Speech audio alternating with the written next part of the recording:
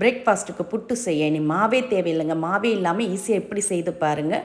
அதுக்கு ஒரு மிக்சிங் பவுலில் 1 கப் அளவுக்கு ரவை, 1/2 கப் அளவுக்கு துருவன தேங்காய், 1/2 டீஸ்பூன் ஏலக்காய் பொடி, 1/4 டீஸ்பூன் உப்பு சேர்த்து மாவோடு நல்லா கலந்துட்டு இவங்களோட சேர்க்கறதுக்கு 2 பெரிய சைஸ் வாழைப்பழத்தை பொடியை கட் பண்ணி நல்லா மைய பேஸ்ட்டாக அரைச்சி எடுத்து அந்த ரவையோடு சேர்த்து நல்லா கலந்துட்டு ஒரு 5 நிமிஷம் அப்படியே ஊற விட்டுடுங்க.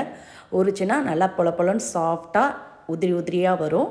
இப்போ இதை புட்டுக்குழலில் ஃபில் பண்ணி எடுத்துக்கலாம். இது மாதிரி புட்டு வச்சுருந்ததுன்னா எடுத்துக்கங்க. அதில் அடியில் பிளேட் போட்டுட்டு இது மாதிரி 2 டீஸ்பூன் துருவின தேங்காவை போட்டு பரப்பிட்டு இவங்க மேலேயே நம்ம கலந்து வச்சவங்களை சேர்த்து பாதி அளவானதும் திரும்ப 2 டீஸ்பூன் தேங்காய் திரும்ப ஃபில் பண்ணிவிட்டு மேலேயே 2 டீஸ்பூன் தேங்காய் சேர்த்து நல்லா தண்ணீர் கொதி வந்ததும் அது மேலே குழல் புட்டு அச்சை வச்சு நல்லா ஒரு 5லேருந்து 8 நிமிஷம் வேக விடுங்க. நல்லா மேலே ஆவி வந்த பிறகு திறந்துட்டு எடுத்திங்கன்னா ரொம்ப சாஃப்டான சுவையான குழா புட்டு ரெடி. அரிசி மாவு, கோதுமை மாவு, ராகி மாவு எதுவுமே இல்லாமல் இது மாதிரி ரவையில் சேர்த்து ஒரு